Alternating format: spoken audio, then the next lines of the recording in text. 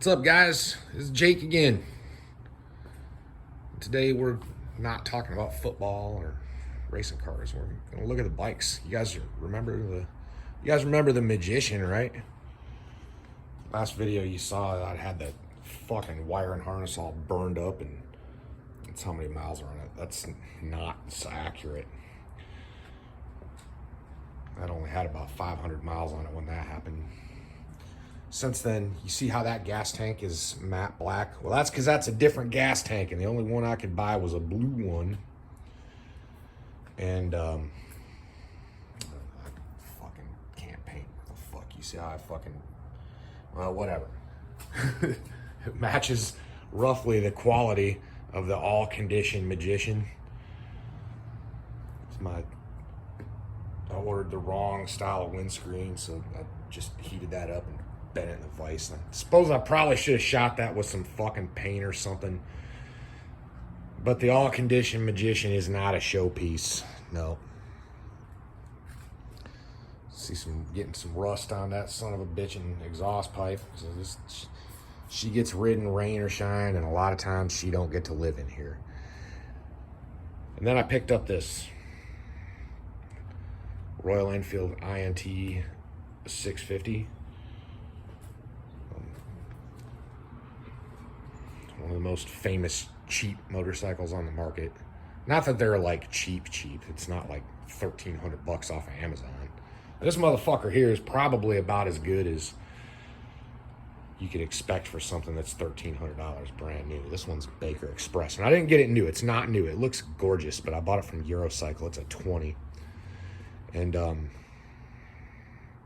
had about 5,000 miles on it when I got it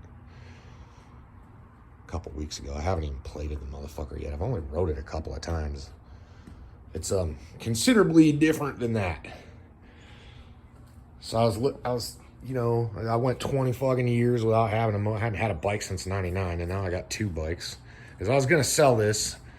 The magician was sold. It was spoken for, and then Kenny fucking straight backed out on.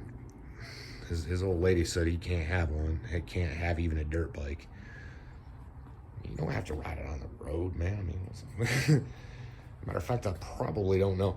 Like, I've ridden this. I rode this son of a bitch. It got me through that gas crunch, you know. I don't know if I actually saved any money on fuel. But, well, you know, by the time I paid for the bike and shit, I don't know if I did. Either way, I'm not buying a whole lot of gas.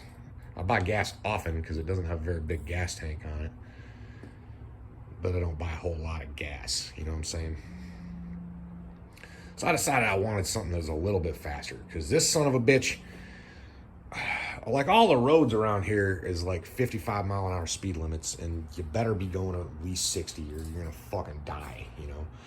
And this'll do it, but you gotta whip the living shit out of it to do so, you know? It's kind of like, I mean, granted, it'll do it. It'll do it. I've had it going like fucking the fastest I've ever had it going, and the speedometer is like 10 miles an hour off.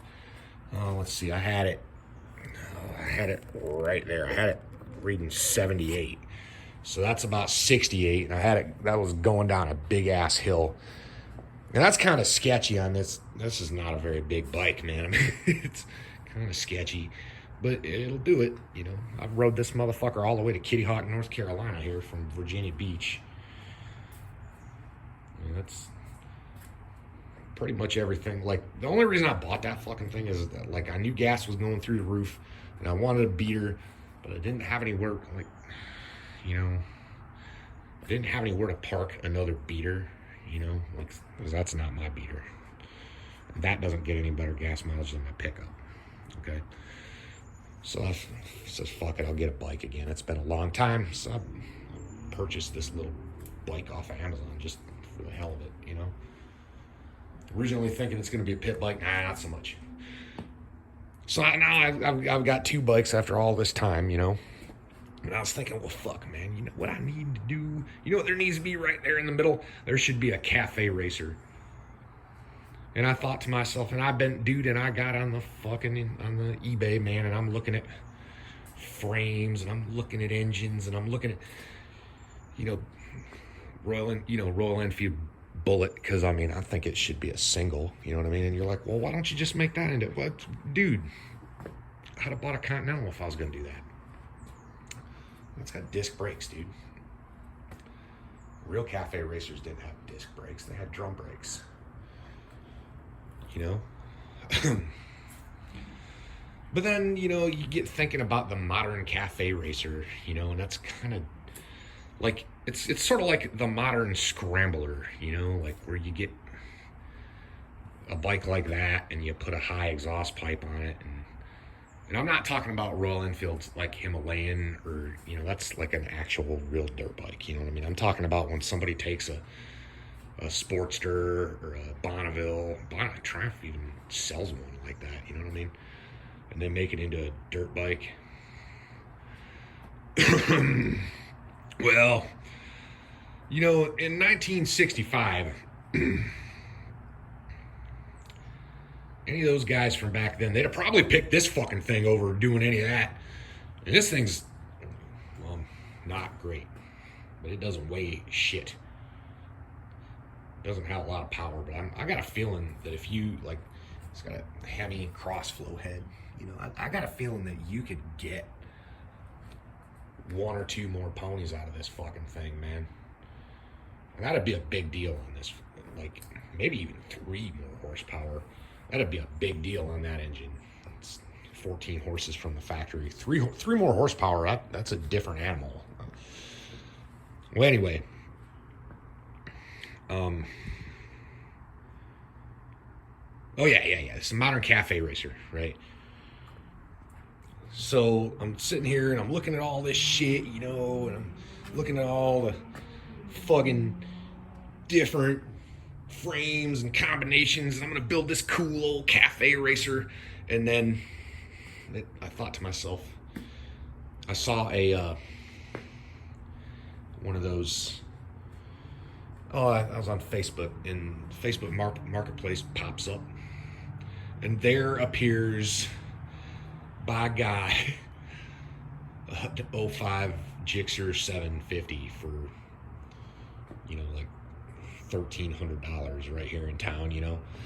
And if you think back to like the guys who built those bikes in, you know, in London back in the 60s, you know, in the 50s, you know, they're real cafe racers, not like fucking wannabes like me. You know what they'd have done? They'd have got on, they would have bought that fucking Gixxer, and they'd have dominated somebody who fucking cafe biked out something like that, you know.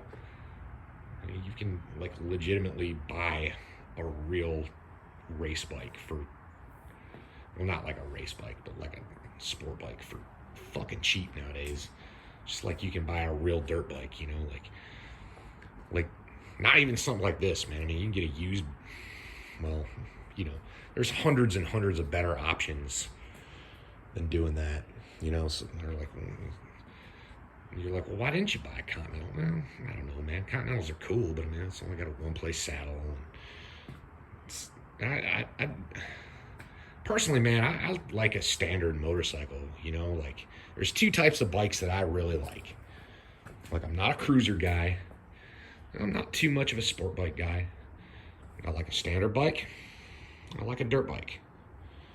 You know, that's just kind of me. I'm just kind of getting this channel back on the right road. I've been doing a lot of shit that's not related to the shop or track. I'm just kind of looking at the bikes, you know, just for the fun of it.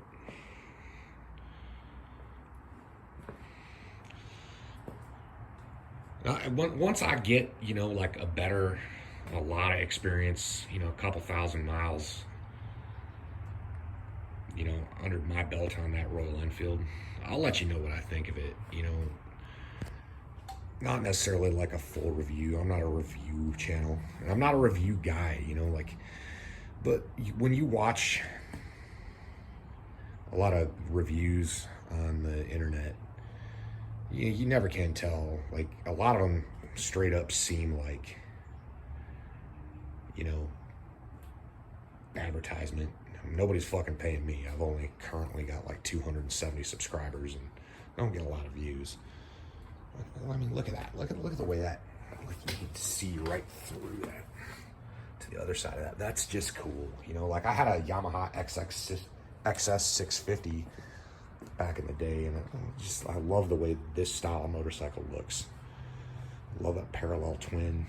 I love the way it sounds too, man. And the Magician, what do I think of it? Well, it's kind of a piece of shit with a pretty good engine. If you don't mind doing some work on it to ride it, like I've ridden this son of a bitch pretty much every day for 6 months, you know, not like long distances every day. I haven't ridden it 30 miles one way twice a day every day for 6 months. It would hold up to that. I'm sure it would. You know, my ride to work's about 8 miles one way. 65 miles an hour the whole way. So if it'll survive pinned, I mean, it's got a pretty good engine. The engine runs pretty good. The rest of the motorcycle around it is, well, it's built cheap. Build them cheap, stack them deep, I guess. So, I mean, yeah. Like if you got a ranch, this might be a pretty, like if you got a ranch and you kind of like the trials bike look, you know, you want a road legal, if you want an enduro, you know, you can put you a milk crate on there like I got, and I can get 5 grocery bags in there, in that son of a bitch. I didn't invent that. I mean, you could put all your shit in there, go out in the field, do your fucking, you know, do your fucking vaccines or whatever, come back in, unload, jump back on her and go and get some smokes or some 6-pack, you know what I mean, out in town. They put a farm use tag on it, you know.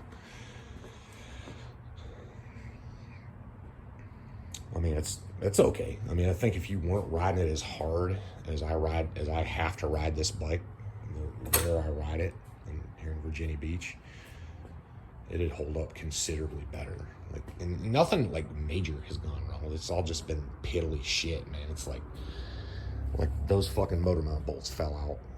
One of them broke in half. I found it in the road over there, and that's what caused the fucking motor to shift back and fuck up that wiring harness, like one of my other videos, you know. But, you know, that wasn't that hard to fix. I mean, you know, this fucking rear foot peg fell off. I have no idea where the fuck that went. I don't even remember it falling off. It just come out one day and it wasn't there. It's kind of a shame. One of my kids like riding on the back of this thing with me. It's, you know, around the neighborhood, man. I'm not getting on 264 with it or nothing.